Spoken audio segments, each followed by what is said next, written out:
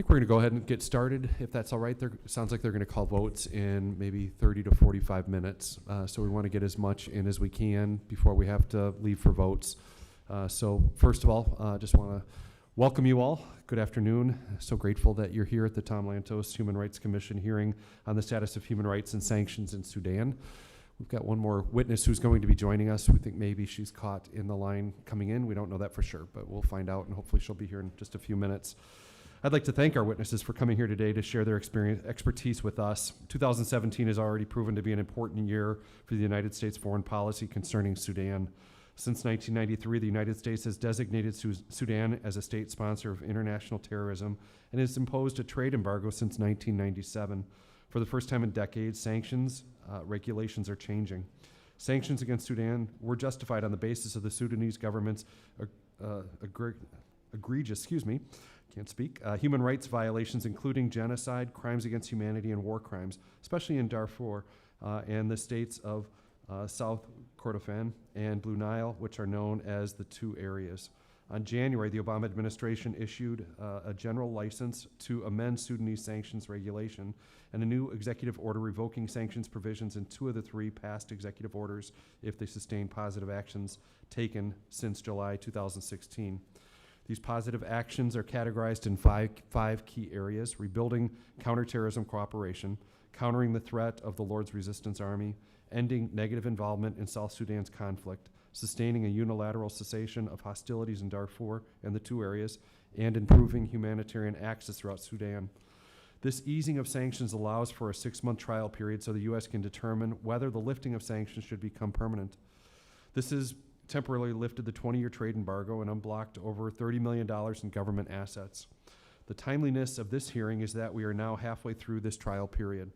Sanctions relief will become permanent on July 12th if it is reported that positive actions have been sustained. What is the measure of Sudan's progress towards improvement on its human rights record since the easing of sanctions? These recent changes to longstanding U.S. sanctions on Sudan raise questions for Congress as members consider U.S. policy towards the country and its government. For more than 3 decades, Congress has played an active role alongside successive administrations in shaping that policy. Our concern is broadly focused on the humanitarian suffering caused by Sudan's myriad conflicts, human rights abuses, and the government's historic relationship with terrorist groups. I look forward to hearing from our panel today on how the United States policy can best serve those in Sudan who are still suffering under human rights abuses. So again, thank you all for being here.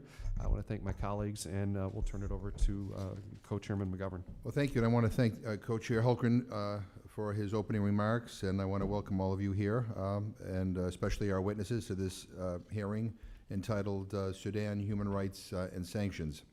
You know, today marks our 6th hearing on the human rights situation in Sudan over the past 9 years. In spite of the best efforts of bipartisan majorities in Congress undertaken for more than a decade, internal conflict continues in Darfur, Southern Kordofan, and Blue Nile, and observers continue to report that human rights abuses are rampant throughout the country.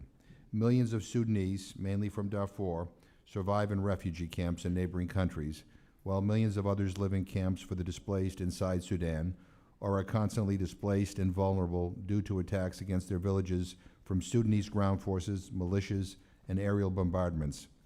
What looked like an important victory a few years back, the successful separation of South Sudan from Sudan after decades of war, did not resolve conflicts in other outlying areas of Sudan.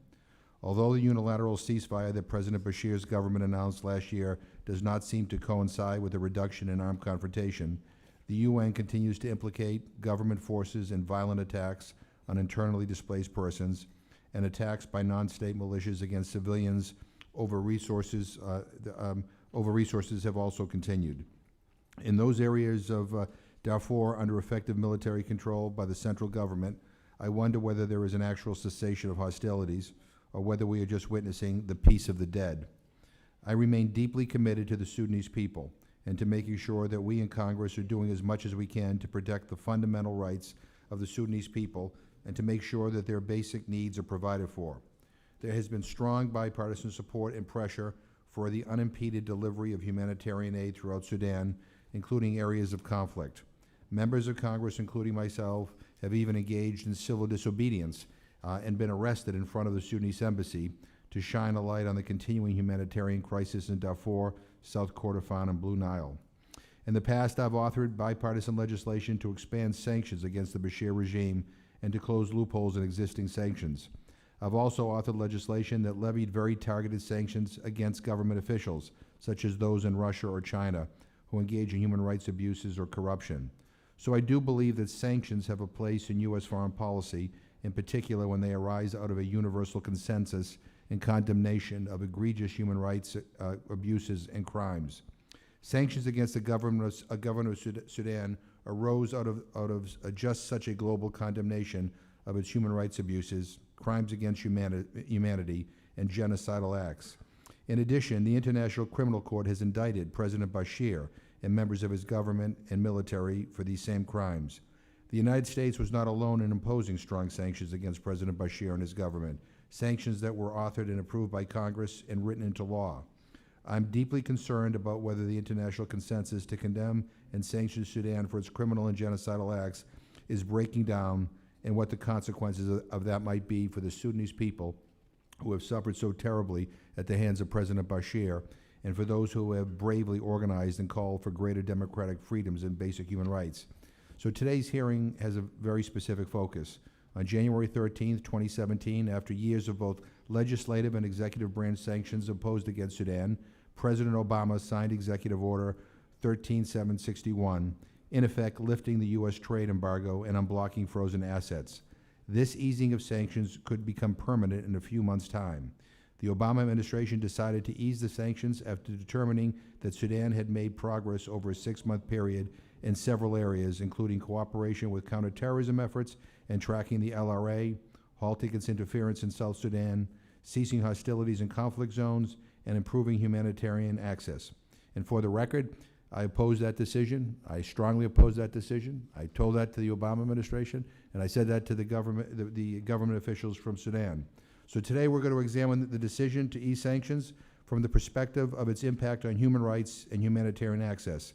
This is not so much about relitigating the Obama administration's decision as it is about whether the easing of sanctions should be made permanent this summer. What criteria should we be looking at to make this next decision? What changes must we see on the ground in the conflict in terms of the well-being of the long-suffering Sudanese people to even consider taking the pressure off of Sudan? What are the prospects that we will see the needed progress? So I very much look forward to this hearing, and I will again welcome those who will testify, and look forward to this discussion, and I yield back. Thank you, Co-Chairman. I will recognize our colleague Sheila Jackson-Lee for a quick opening statement if she wishes. Thank you to both co-chairs, and thank you for this hearing.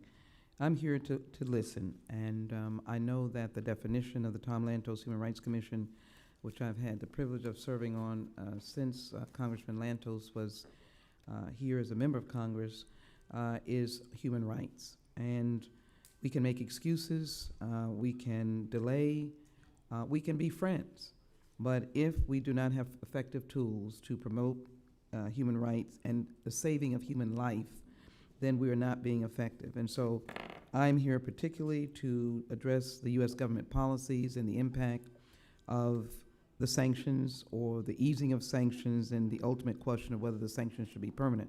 But what I will say is to the witnesses, I'd be interested in you saying, or you indicating, what way the Sudan government, what way the Sudan people can be effective engagers in answering these questions. We're here in Washington. What should be done so that the next hearing we have, as Co-Chairman McGovern has indicated, that we can determine whether or not the decision to ease or to make permanent is the decision to make. It is my goal, Mr. Chairman and Mr. Chairman, to be part of saving lives and promoting of the human rights as we need to do. I yield back. Thank you very much. We're going to invite our witnesses up to the table if they would join us, and then I'll just do a very brief introduction. Thank you.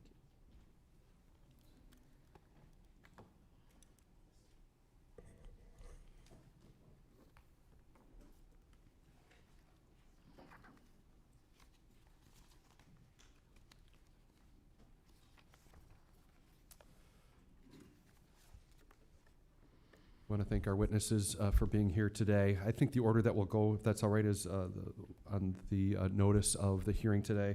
So first, Omir Ishmael, Senior Advisor, the Enough Project, is with us. Then Ken Isaacs, Vice President of Programs and Government Relations for Samaritan's Purse. Miles Windsor, Advocacy and Development Director for Middle East Concern. And then, is it Jahan? Jahan Henry, Senior Researcher, Africa Division, Human Rights Watch. Again, thank you all so much for being here. We're going to recognize each of you for about 5 minutes or so, maybe a little bit more. But then we'll have questions following that. So first, Mr. Ishmael, if I can recognize you first. If you can turn on your microphone, thank you.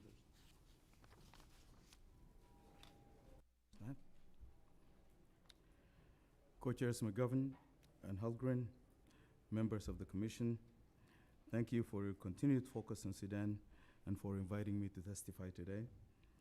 And I would like to request that my full testimony, which is available, can be admitted in the record. Without objection, all the testimonies will be included in the record.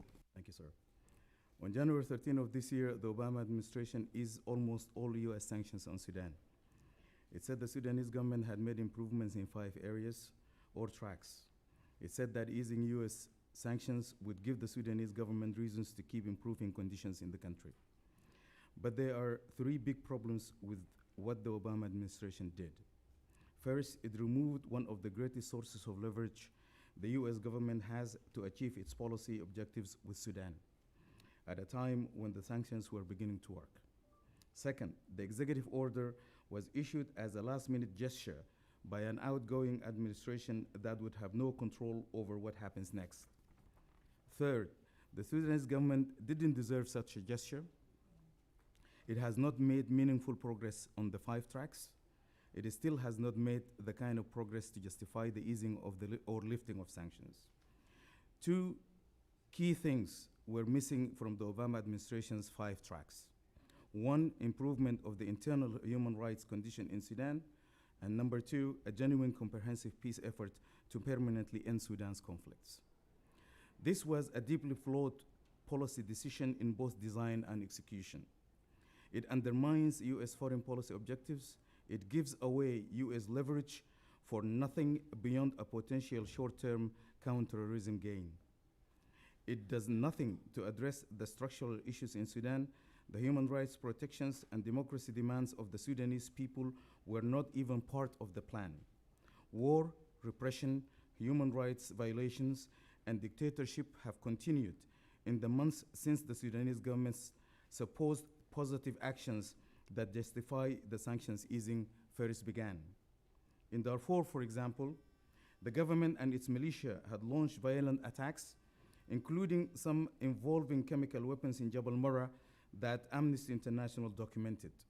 Militias terrorized people throughout Darfur, and even though there is no ground offensive at the moment in South Kordofan and Blue Nile, but the Antonovs continue to circle overhead. They hold all activities below.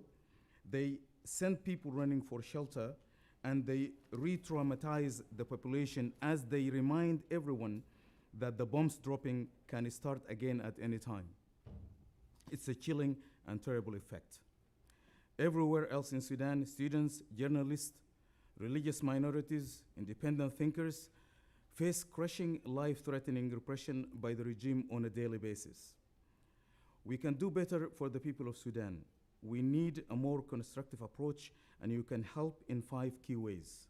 First, support efforts to revoke the executive order from January that eases U.S. sanctions.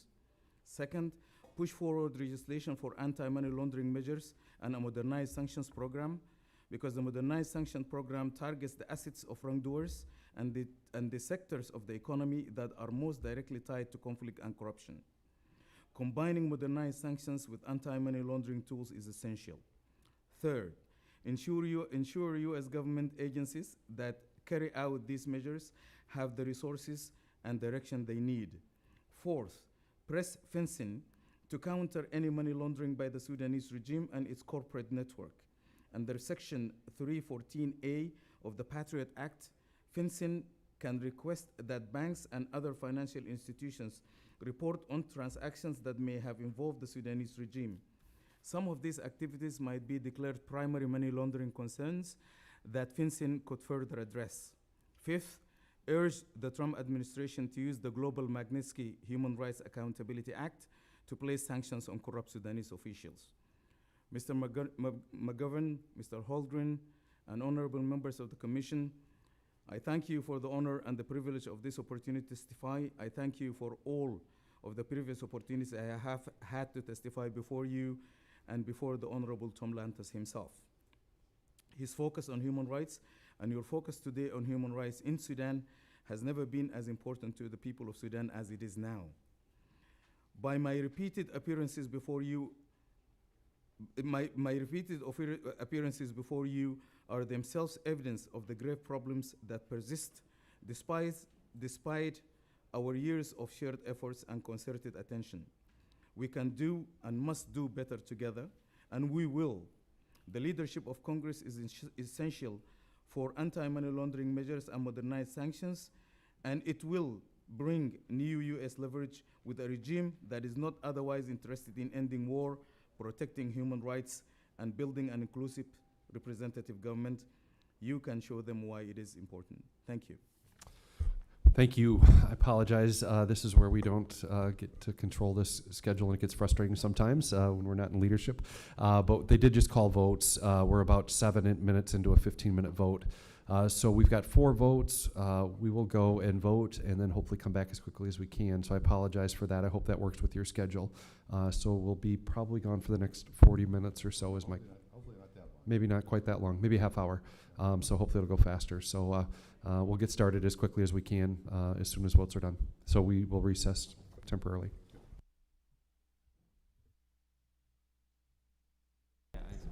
Okay.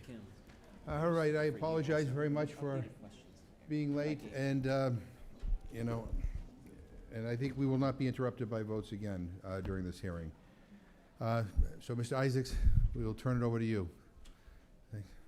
Mr. Chairman, esteemed representatives and fellow guests of this committee, thank you for inviting me here today to speak to you. I have testified before this committee many times and in front of you, sir.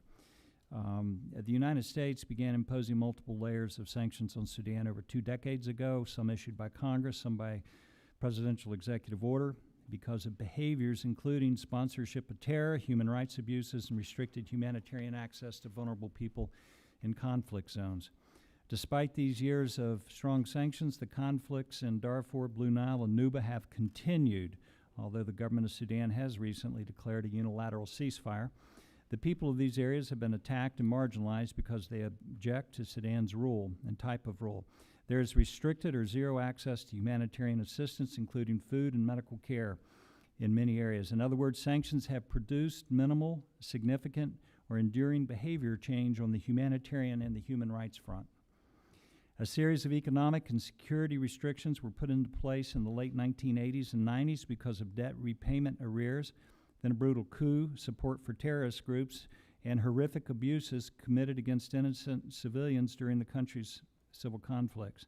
In 1997, President Clinton added trade sanctions because of the Sudanese government's support for international terrorism, human rights abuses, including slavery, and attempts to destabilize other countries in the region.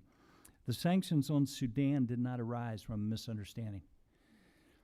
The Obama administration eased executive order sanctions on Sudan on January the 17th of this year based on the State Department's position that Sudan had taken positive action, quote unquote, in 5 key areas: counterterrorism cooperation, countering the Lord's Resistance Army, forgive me for saying these things, they've already been stated, ending military support to rebel factions in South Sudan, keeping the ceasefire in Darfur and the other 2 areas, and allowing humanitarian access across Sudan. Some of these improvements are new, with some being questionable and some real. So the essential question to be asked, in my opinion, is, are sanctions effective in changing the nefarious behavior of state actors? If I look at Cuba, Iran, North Korea, and Sudan, I have to say that generally there has not been great success in changing the military action, the human rights abuses, and even the development of nuclear weapons as a result of sanctions. What seems to change a state's behavior is diplomacy, trade, military and intelligence cooperation, and as a last resort, military action. Trade sanctions are a blunt instrument that primarily hurt the most vulnerable people in a country. Trade sanctions don't take wealth and power from national leaders. They take livelihoods, medical care, education, and food from working people. The most rigid sanctions in our history were probably leveled at Cuba, yet the Castro regime survived and the citizens suffered more and more. North Korea has been heavily sanctioned, but they continue their work to develop nuclear weapons. In principle, I believe that broad U.S. trade sanctions on Sudan should be lifted, and it's in America's interest to help our friends there enact the policy changes needed that will move them away from being a pariah nation on the fringes of the international community. I've worked in Sudan since 1993 on all sides of the conflict, and I have many Sudanese friends, some of them in this room. I love the country and all of its people, not just the ruling class citizens of Khartoum. American national security interests must always come first, but sanctions haven't worked. A different approach is needed. We cannot move forward with lifting sanctions, however, unless we are willing to candidly look at past actions and current challenges. To help our Sudanese friends, we need a brief, candid review of how we got to where we are now. In 1993, President H.W. Bush administration declared Sudan a state sponsor of terror for harboring terrorist groups in their country. From 1991 through 1996, Khartoum sheltered Osama bin Laden as he established terror training camps in the country. In 1997, President Clinton imposed trade sanctions on a determination that the policies and actions of the government of Sudan included continued support for international terrorism. In 1998, al-Qaeda bombed the U.S. embassies in Kenya and Tanzania, killing 224 and wounding thousands. In 2014, a U.S. judge determined that the government of Sudan was liable for the damages suffered by the State Department employees who were working in the embassies at the time of the attack. In 2000, the USS Cole was attacked, killing 17 American sailors and wounding 39 more. Sudan was sued in the U.S. by survivors of the families. The judge ruled that Sudan was liable and ordered them to pay $314 million. That ruling was appealed to the 2nd District Court of New York City, and it was upheld. In 2009, President Omar Bashir was indicted for war crimes by the International Criminal Court. In 2014, it's not so long ago, al-Qaeda in Sudan announced the launch of a student wing at the University of Khartoum. There have been decades of documented human rights abuses, slavery, aggression against their own citizens, weapons smuggling, proxy militias, and close association to the Muslim Brotherhood, along with the support and exportation of Salafi Islamic extremism. Obviously, these issues are serious for the United States national security, for human rights, for religious freedom, and human suffering. Sudan is making some steps in better directions, according to the U.S. State Department and the Obama administration. We have received reports that Sudan is allowing humanitarian access into the areas of the country that they control, perhaps more now than ever, but this access is not extended to hundreds of thousands of people in Kordofan and the Blue Nile areas not in their control. Are these positive actions now approaching a sufficient level of acceptance to warrant the full lifting of sanctions? I believe that the U.S. should fully embrace Sudan with the expectation that they will respond in a reciprocal and accountable manner. They should be closely monitored and they must be held accountable for their actions. Something has not been done in the previous 8 years, and I would say even the previous 16 years.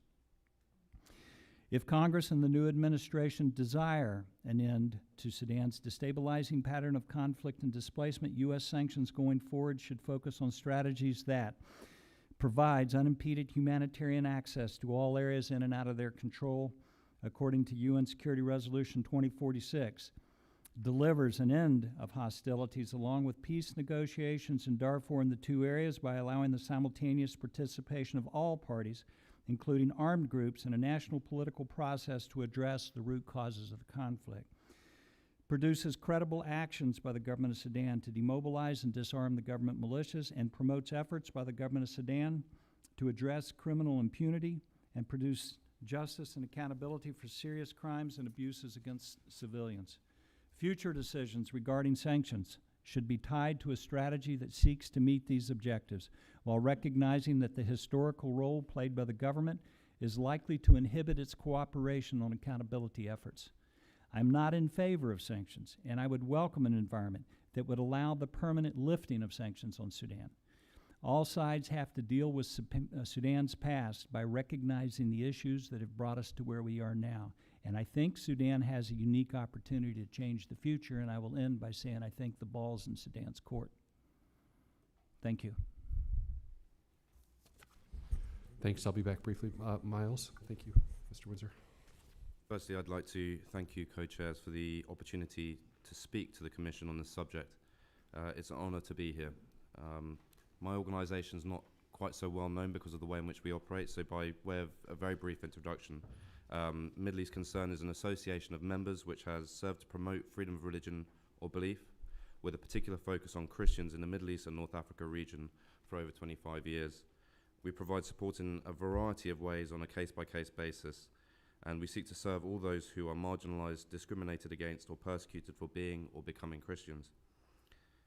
Speaking directly to what I perceive to be the question here today, there have been no notable improvements when it comes to human rights and religious freedom in Sudan, as far as we can tell.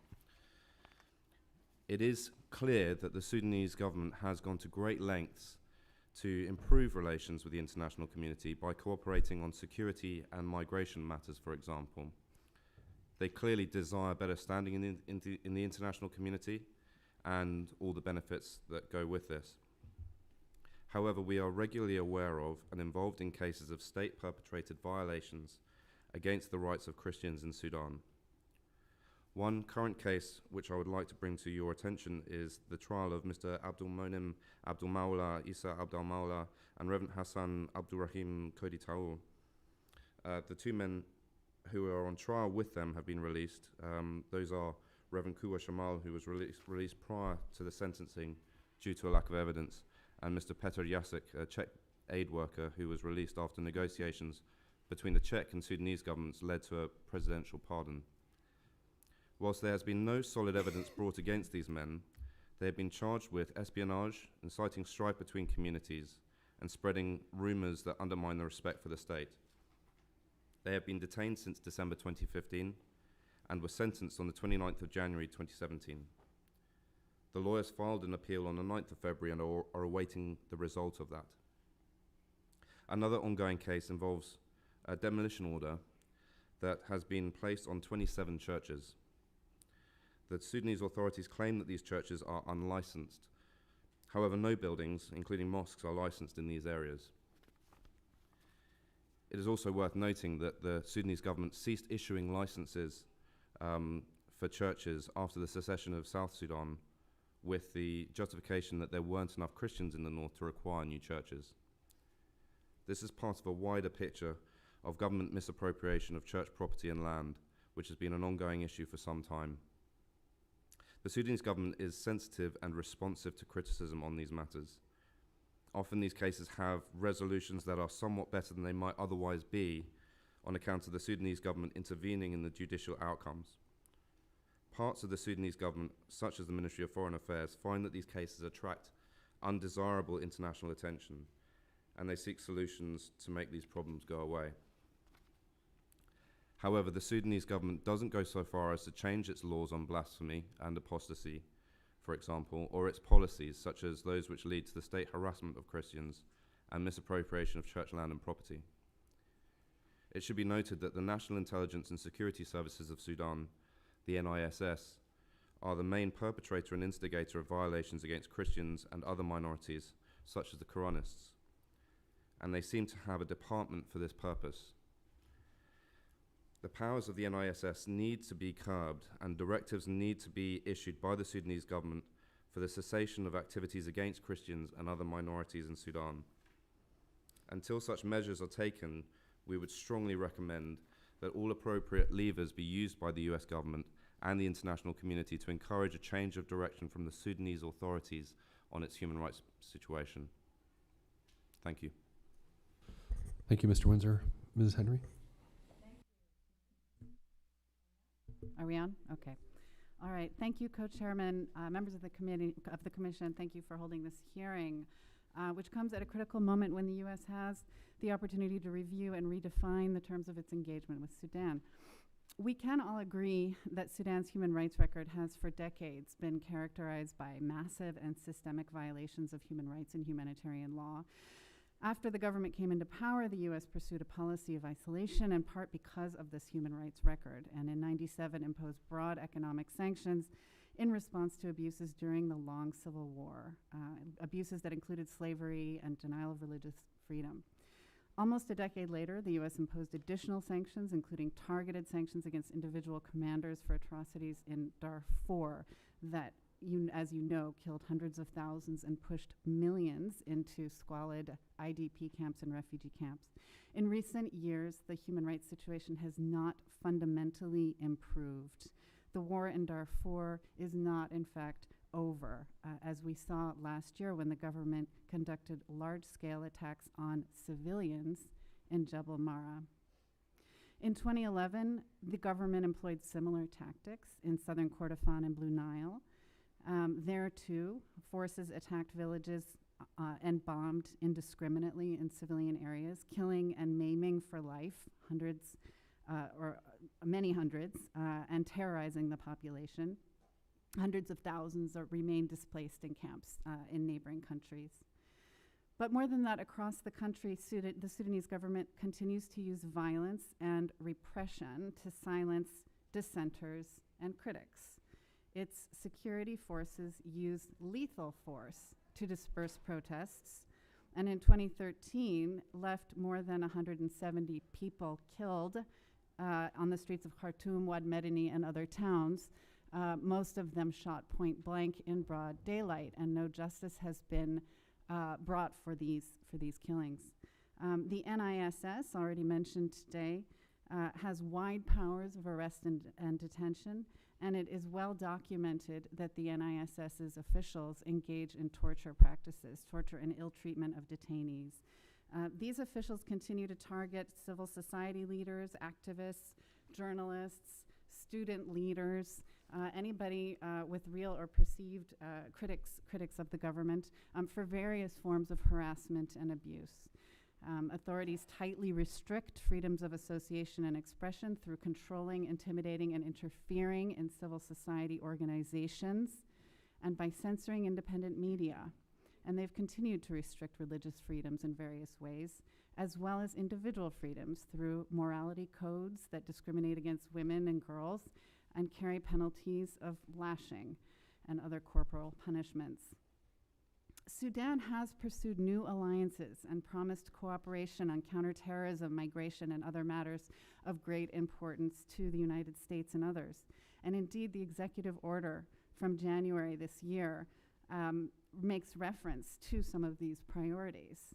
However, that order does not provide guidance on how to measure Sudan's progress. And it does not include explicit reference to improvements in human rights.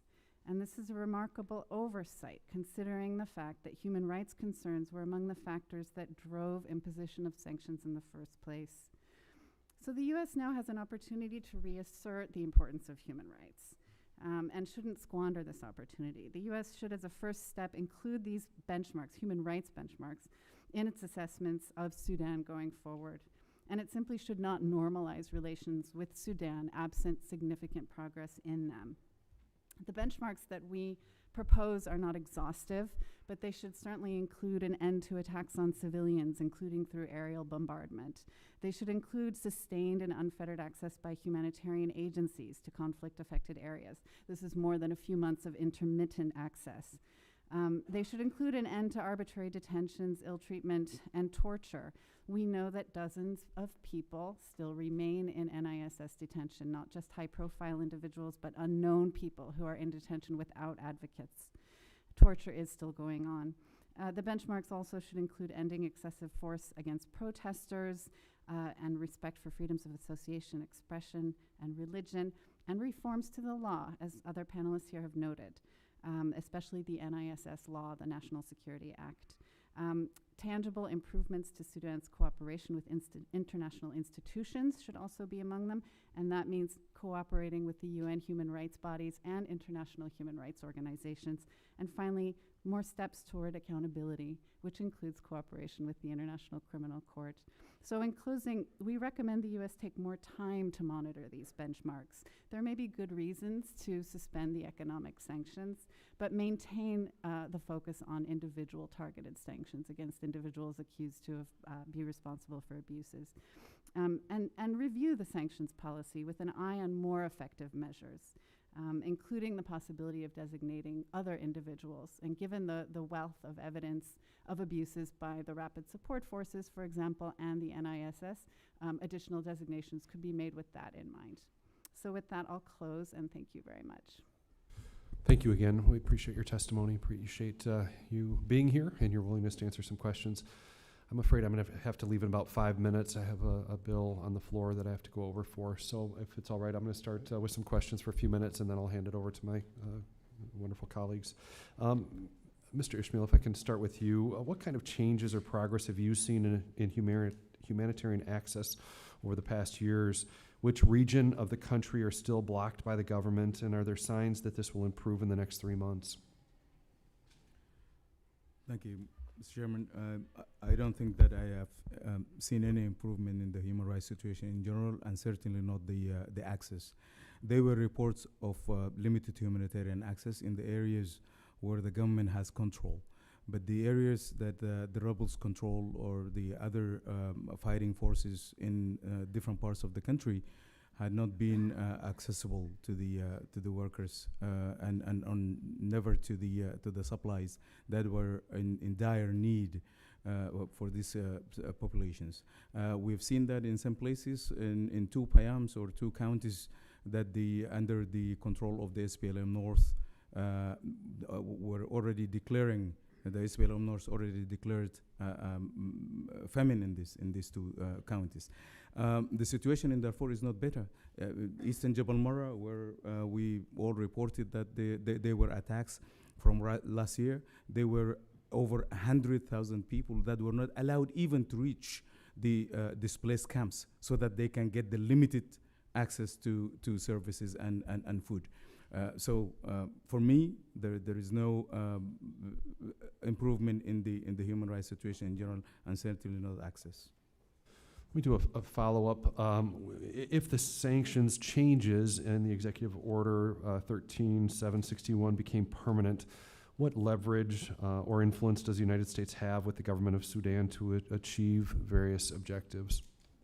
I think there is no leverage at that point, because we have seen from the CPA and on, the only way that we were able to force the government of Sudan to budge was through showing that the international community is vigilant, the international community is staying on pressure. That is the mode of operation that the government of Sudan understands. When this lifting of or partial easing of sanctions happened, we have seen how Khartoum was gloating about this, that if you cannot twist the arm, then you shake them, that the US had tried us and found us very difficult to punish, then they extended the arm to work with us. This is not a regime that understands the gestures of goodwill. This is not a regime that understands that the international community has a way of working with different governments in the world. This is a regime that has its own echo chamber, that only hears its own voice, and a regime that if you extend the hand to them, the only one that is going to suffer are the people under them. I urge this Congress and of course this committee that they will not let go their guard and let the government of Sudan get away with murder, literally, because this is a government that is oppressing its own people. Thank you, Mr. Ishmael. Mr. Isaacs, if I can address to you, what does the humanitarian situation look like on the ground? What needs to happen for all groups in Sudan to have access to humanitarian aid? And then I would also ask follow-up, similar question that I just asked Mr. Ishmael. If we don't have sanctions, what leverage do we have on the government in Sudan? So in regards to Nuba Mountains in southern Blue Nile, there's zero access. Just straight out, there's zero access. In Nuba Mountains, there's probably 600,000, 700,000 people in what is called the liberated areas. They're frequently depicted as hostages, and that is a narrative that is inaccurate. I know that factually. In southern Blue Nile, you're probably looking at 150, 200,000 people. They have no access. I am told by contacts in Sudan that humanitarian access is being more easily allowed by the NIS, the security services, but it's only into the controlled areas, and even then there are several layers of bureaucracy to get through to go there. There is not unimpeded humanitarian access anywhere in Sudan. The question I'd asked Mr. Ismail, just as a follow-up too, of any other suggestions if we don't have sanctions, what leverage or influence do you think the United States has or can use on the government of Sudan? So when it comes to the subject of accountability, then the issue is how will you hold them accountable? And what seems clear to me, my colleague Omar and I may not fully agree on this, is I've not seen behavior change in the government of Sudan regardless of the sanctions.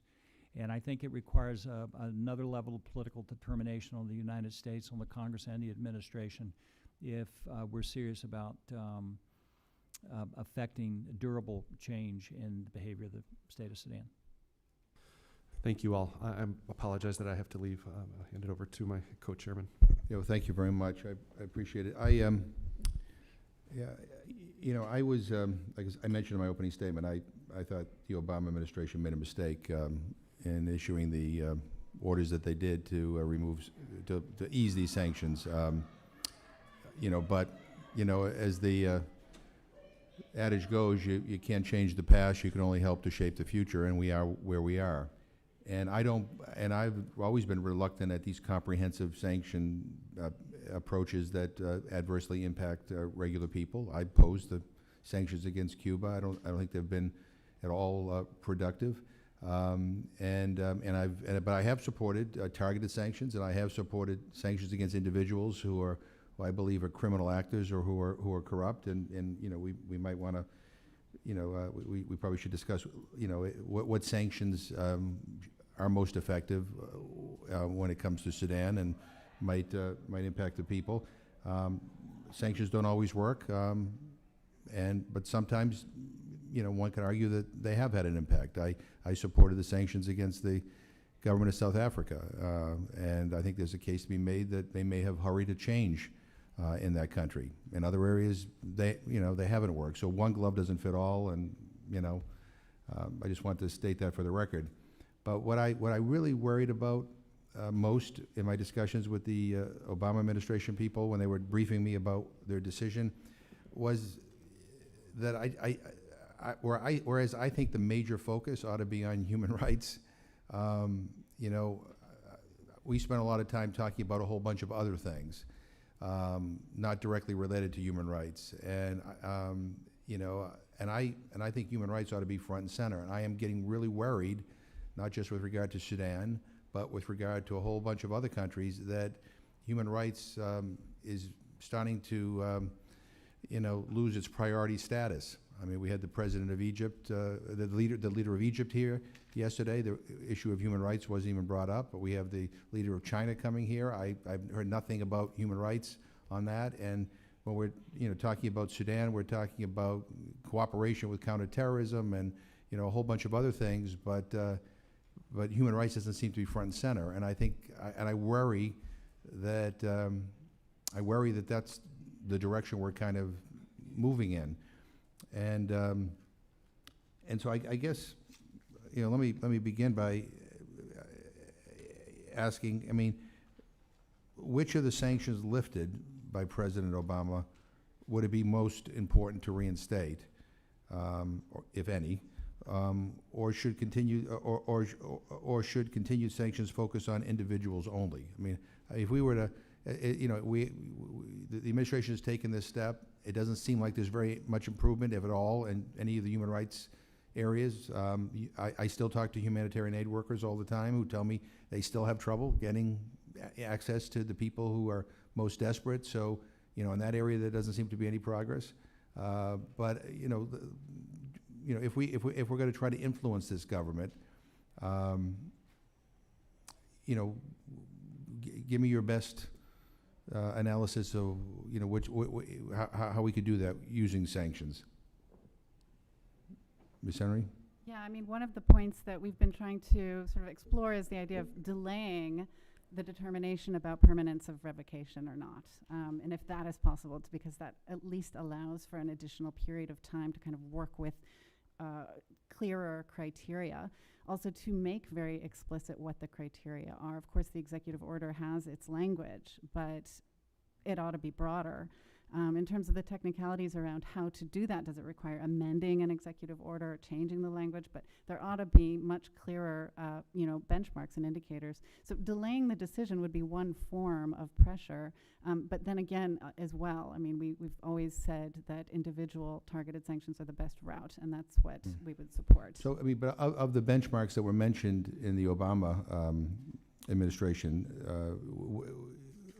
clearly all the benchmarks weren't met, right? I mean, they were not, No. and what I wanted to point out is that even the two that seem human rights E, which is the humanitarian access and the cessation of hostilities, they're not actually human rights indicators. They should be much more precise. Right. And 3 months isn't long enough. So yeah, I mean, they weren't met. We need more time. Even 6 months is a ridiculously short period of time for measuring these transformations. And then the indicators need to be much deeper and much more specific. And then, as I mentioned, and as you mentioned, the imposition of additional individual sanctions is definitely a possibility. There's a mountain of evidence out there about abusive organs like the NISS and the RSF. Thank you. Yeah, I'd concur with Ms. Henry's analysis and indeed yours, Chair, on sanctions and on the efficacy of sanctions and otherwise. I think actually Sudan is fairly unique in terms of the 24 countries that we deal with across the Middle East and North Africa, in terms of the fact that it does seem to have been responding. There does seem to have been progress in certain areas. They do seem to have been seeking to cooperate in a variety of different ways, and they have been in Washington D.C. on the charm offensive, trying to improve relations. That seems to be something which works with them, and I would say that we need to continue to pursue this until we've got it right. I think without that, the stick part of the carrot and the stick with Sudan. They're not going to have the incentive to continue improvements and cooperation. And so we do need to do that. I'd also agree with the suggestions about focused sanctions against individuals as well. I mean, just to name one individual who keeps cropping up time and time again in cases of violations against Christians from the NISS seems to be an individual called Dr. Abbas Al-Tahir al-Abbas, who is regularly leading the activities against Christians and other minorities within this department in the NISS that seems to be set up to do that, just that. And I think, you know, this deeper, more targeted approach to sanctions would or could be effective. Yeah, if I have to choose among the sanctions that will be lifted, it's going to be the general sanctions, because even though I don't buy the argument of the government of Sudan that is hurting the people, the government of Sudan is hurting its own people. Mm-hmm. If we are following a government that is using 75% of its annual budget for the last 10 to 15 years, 75% of its budget is directed to military and security, which is doing nothing but hurting the Sudanese people. That is number one. And if you look at 5% only on average of this budget that is allocated to education, healthcare, and services combined in the last 10 or 15 years, what kind of government that is taking responsibility of a people for almost 30 years is doing this? And they have the nerve to tell the world that this is because of sanctions. This is because of the bad policies of the government of Sudan. But the general sanctions will help people who are in the country, who want to invest in healthcare, who want to invest in education, the access of the students to the international World Wide Web, and to be able to read like the children here or elsewhere from the libraries. Nobody with their sound mind will be against that. The targeted sanctions on individuals that are corrupt, that are actually perpetrating this violence, should remain in place, and more individuals should be added to the list. Tools like FinCEN should be used to track down the corporate dealings with NIS and the cronies of the NCP and the government of Sudan. And as well, the anti-money laundering measures should be also in place so that these people who are made a business out of fleecing the country and using corruption to take the coffers of the country away from the Sudanese people should not be allowed to enjoy this money that they stole in broad daylight. And I think that could only come with targeted sanctions and using these particular tools in stopping the government of Sudan from perpetrating more actions. Mr. Isaacs? I would agree with Jahan that it's too early to lift the sanctions off. I think the language coming out of the State Department is squishy. And even the report back on how they made the evaluation that improvements have been made is very ambiguous. I do think that there needs to be tighter language on the expectation of the benchmarks, and there needs to be more evidence submitted that they've made improvements. But then that brings up the question, well, is that a charm offensive or is that a permanent change? And I think that anyone dealing with Sudan is wise to always be aware of that. One other thing that I would say about sanctions, so in a way, you could make the case that a criminal warrant by the International Criminal Court would be like an ultimate sanction. Mm-hmm. And President Bashir is pretty well traveling where he wants to go. No, I just was in Jordan, and I'm horrified that he was allowed to go there and not be arrested. I mean, and to the Arab Summit, which my understanding is that they have previously banned President Assad of Syria the ability to be there, and yet a guy who is been indicted by the International Criminal Court has been able to go, attended, was able to be there, and has been to China, and I think that that adds to my worries about the fact that human rights seems to be becoming an afterthought in world affairs, and I'm really worried about that, and I think there needs to be some significant pushback. But I do think it was I was surprised to learn that he was in Jordan, and by the way, there wasn't a ton of attention on it here in the United States, but it is unfortunate. So that comes back to what you were saying about the emphasis that human rights plays within the public sector here. And you can remember in 2004, 2005, that the organization Save Darfur? Right. It didn't. There's like 100 million people signed up for it. Mm-hmm. Nobody's talking about that anymore. Nobody's talking about that in Hollywood. I don't hear anybody talking about that. Yeah, but if I can push back on that just a little bit, I would argue that it never was the priority it should have been within our own government and amongst other governments that it should have been, and maybe I think if it had been more of a priority, we might be having a different discussion here today. But we argued with various White Houses that the president ought to use his bully pulpit and talk about the atrocities that were going on and help raise awareness and help make it more difficult for other countries around the world to be so accepting of Sudan's president when he showed up at their doorstep. I think there were organizations out there that tried to push us, but I don't think our government gave it its best try. That's just my analysis. And I agree with that. I'm just saying that the public interest and the political interest has waned. Yeah, well,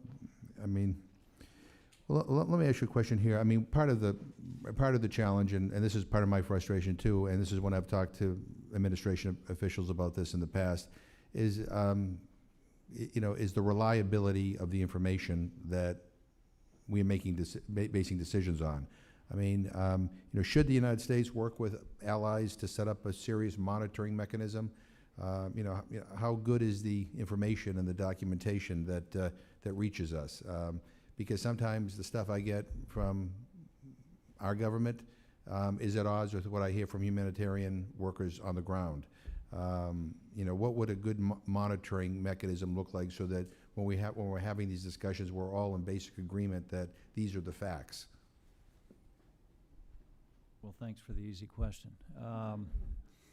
So, in the same way that President Bashir has enjoyed success in compromising the international community about this ICC warrant, they've also created a division between, let's say, the intelligence community in the United States and the humanitarian community, and which one is taking precedent over the other one in establishing policy. Now, I don't know all the ins and outs of that, but I would say that counterterrorism is probably the one leading the effort, would be mine. And then you have to think, well, how much value does Sudan truly play in counterterrorism? And I have no idea on those issues, except I know that there seems to be a lot of terrorists living in the country. Right, but I'd like everybody to answer the question. I guess my point is, when I'm being told that they are making progress in, allowing more humanitarian workers to get access to people who are in desperate straits, when I am told that the human rights situation is improving, when I am told certain things, I guess that seem to be at odds with others, I think it might be useful that there be some sort of a formal mechanism in place where we all can say, you know what, I actually believe what I'm being told here. Ms. Henry? Yeah, that's certainly one of the tests we would urge is to see Sudan actually granting access. They basically shut down the Human Rights Liaison Office for UNAMID in Khartoum and have repeatedly denied access to human rights groups and independent monitors. And so indeed a test is, it's not just putting in place some human rights benchmarks here for the purposes of the sanctions determination, but it's also, how, exactly as you put it, how do we even measure this progress? How do we know the information is right? And so a very clear part of this test should be, whether Sudan allows such a thing to be set up. With Southern Kordofan and Blue Nile, we've been calling for an independent monitoring body to go in there since 2011, and Sudan has always refused. So these refusals pile up, and they definitely contribute to our myopia. Even UNAMID, of course, has very limited access, and so a lot of the things we get from other sources are not then, it appears as if people have polar opposite opinions on matters of fact. So I agree with you completely. It's a real problem, and can there be such a monitoring entity? Would Sudan allow it? Yeah. Yes, counterterrorism trumps all these other factors, and I personally, or many people like me, they don't know what is in these files and how much that Sudan can give to the United States. But the fundamental question for me, when it comes to discussion of of counterterrorism, it is not only the counterterrorism of the measures that will be taken against terrorists that are targeting the people of the United States. The question for me, don't the Sudanese people deserve the same treatment by the world, treating the government, dealing with the government that is terrorizing them? Mm-hmm. The government of Sudan is terrorizing its own people. They are policies of ghettoizing of the displaced that are sitting in places like Darfur, where 2.6 million people with limited access. There are people in the Nuba Mountains who are running to hide under rocks and in caves because of the high-flying Antonovs that at times not even throwing bombs at them, but they have the same terrorizing, and we use the same word, the same, because it describes the same condition, the same terrorizing effect. We are not going to redefine what counterterrorism means or terrorism means, but at least as a community of people who are advocating for human rights, we should ask that question. Don't the people of Sudan deserve the same treatment? Mm-hmm. Just to follow up on those comments, I think that it's a constant challenge that we have to where there are developing relations between Western nations and some of these countries, such as Sudan, to have human rights on the agenda at all, and religious freedom in particular, when these discussions are happening. It's a huge challenge. If I'm being totally reasonable and seeing things from all perspectives, I would say I can sympathise and understand why governments do look at the strategic objectives, and human rights don't necessarily come into that when they're looking about at how relationships and developed relationships can benefit our countries here in the West. However, as has been mentioned, I think a normalization of relations without addressing these issues, without challenging, not just paying lip service to, but really challenging through the levers that we have, these issues that are faced by the citizens of these countries, then actually we're doing a great and grave disservice against the people of these countries. We need to stand for these people and against the human rights violations that Sudan and other countries in the region are perpetrating. Oh, look, I agree. The idea that counterterrorism shouldn't have to be something that ignores the rights of the people of the country in which we're worried the terrorists may be hiding out. I mean, the bottom line is decent governments, should all be interested in making sure that bad people who want to do harm to others, are not, finding some sort of safe haven, or not coordinating attacks against other countries. I mean, that should go without saying. And I've always felt that if you say, oh, we're interested in this counterterrorism, and you ignore what's going on in a particular country, you do so at your own peril. I mean, bottom line is, people in those countries remember who was there and who wasn't there, and who was supporting a brutal government, and who turned a blind eye to human rights. And I think in the long term, I think that all comes back that backfires. And look, I again, going back, as we work with this new administration, I'm not quite sure who is in place, who's going to be reviewing this in this current administration. But as we work with them, I do think that we ought to figure out, what a monitoring mechanism looks like, especially in the area of human rights and access to humanitarian aid. I mean, our intelligence people will take care of the counterterrorism aspects of this. But if in fact, the human rights situation continues to get worse, if in fact humanitarian aid can't get to where it needs to go, I mean, we all ought to be in agreement that that's the case, and there ought to be a consequence for that. And again, my frustration when I talked to the people in the last days of the Obama administration was that what I was being told seemed at odds with what I was being told by the people on the ground. Let me ask you, I mean, your organizations, I mean, are you given access to Sudan? If you want to go there, can you go?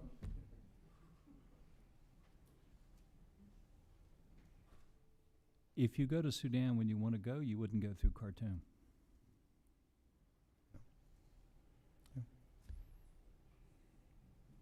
Well, I'm the Sudanese here in the panel, and I wasn't able to go and see my family for years and years.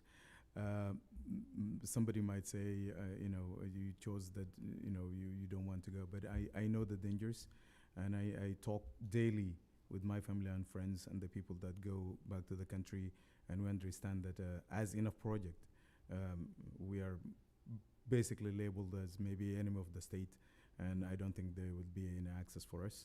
At one time, we had a meeting with Foreign Minister Ibrahim Gandour in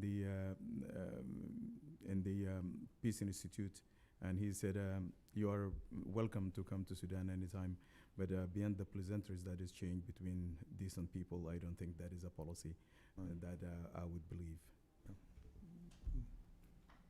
At present, my understanding is that my regional colleagues have found that it's too dangerous for them to enter Sudan. And so we develop our understanding of what's happening through the lawyers involved in the cases that we're handling, and the community on the ground, and we're in regular contact with them. And we will attend meetings in places outside, close to Sudan. Well, Human Rights Watch. Similar to my colleague here to the right, officially, we are not given access to do investigations in Sudan.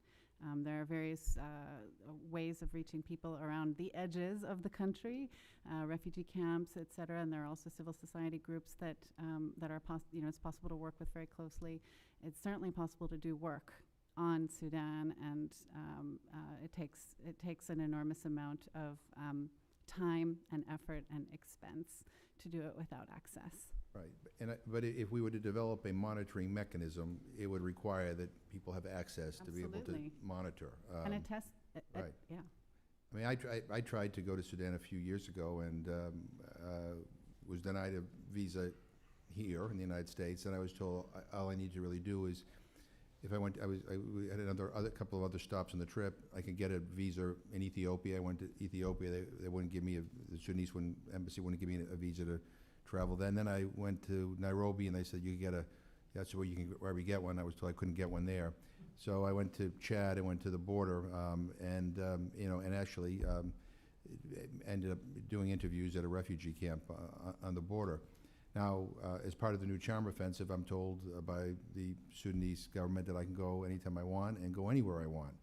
And maybe we could all go together, and do the because that at the end of the day, I mean, look, I think we all, I mean, we want a happy ending here. I mean, we want a situation where, people, the suffering and the violence all ends, and that, it's different from where we are right now. But in order to get to that point, I mean, we have to be basing our decisions on information that's believable, that people have firsthand information about. And again, I mean, I've relied a lot on people who have fled the country, people I've interviewed along the borders, and I believe the individuals I've talked to who have fled the violence. And I just have a tough time. I'll just say this for the record. I have a very tough time with the idea that we may be enabling a leader of a country who has been indicted for crimes against humanity and by the International Criminal Court. I mean, I find that very, very troubling. And I think that easing the sanctions may in fact result in his longevity, and not the kind of changes that I think all of us believe are important. But in any event, I mean, I've kept you guys here long, but I mean, any last comments for the record that you want to? And you may. And if, by the way, if there are any, human rights defenders that are currently in prison that anybody wants to draw attention to, or any issues like that we want to get on the record, the floor is yours. You can say whatever you want. Ms. Henry? Yes, I think I need to draw attention to the case of Dr. Mudawi, who's been in prison. He was on a hunger strike. Finally, charges were brought, very trumped-up charges, but he remains in prison. Of course, the government has promised to release him. But there are others, colleagues of his, who are also detained, who are less well known, and they also need to be released. This pattern of arbitrary detention for long periods, combined with abuses in interrogation and physical abuses, has got to stop. So that's what I'm gonna leave you with. Just briefly to highlight another issue which is emerging presently. There was a murder yesterday at 4 p.m. Sudanese time at the evangelical school in Omdurman, which is one of the church properties where the government is seeking to intervene and hand over the ownership of that property. And I believe it comes from one of the corrupt officials, or there was a scuffle involving one of the corrupt officials who was seeking to take away this land from the church, and 2 men were stabbed, 1 fatally. And so just to highlight this at this stage,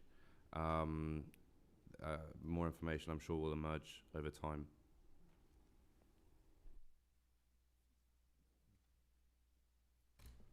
of course, Dr. Mudawi, Asim, Omar, hundreds of thousands of brave men and women across the country, people that were detained and they are behind bars, and people that were actually perceived to be free, but millions of them in a big extended prison called Sudan. From this, it is a little bit emotional for me thinking of all these friends and the family members and all the people who perished and died and tortured under this regime. But I think if there is anything left in this government that is remotely related to the human beings, I would urge them to treat the Sudanese with dignity, with justice, and to observe the human rights of the millions in the country that have been abused for years. Thank you. Isaac? Yeah. Well, I want to thank you all for your testimony. This issue weighs on me heavily. I mean, for many years now, as we've been dealing with this, I've been frustrated that, again, the response not only by our government but by the world community has been inadequate. I mean, this really is a failure by the international community when you think about it. I mean, because notwithstanding the sanctions, there were always ways to prop the government up by other countries, China and Russia in particular. Notwithstanding the indictment of the International Criminal Court, the leader of Sudan was welcomed in a variety of other countries that were willing to look the other way. And when you think about all the bloodshed, all the deaths, all the innocent people that were killed, when I visited the refugee camp in Chad, this was before the indictment by the International Criminal Court, and I was there when they were interviewing people for the indictment, and I remember being there and listening to an interview of a young woman who was, in a tent, being recorded, talking about how from Darfur, how she had basically seen her entire family, her husband and her children killed, and I watched her and was amazed that she was able to get this story out, and that she had the strength to be able to tell the story. And when it was all over with, I was introduced to her, and I didn't know what to say. I just said, "Well, thank you for sharing that terrible, ordeal that you experienced, and I know it will help." And her response was, the only reason why I believe it's important to even be alive anymore is because I'm counting on the fact that if I tell this story, that it will help save the lives of others. It will actually make a difference. And I continue to be haunted by that experience, because I don't know how anybody could experience what she did and still be able to function, to be able to tell what happened. And she's just one of countless people who have been through some of the most horrific experiences that any of us can imagine. And so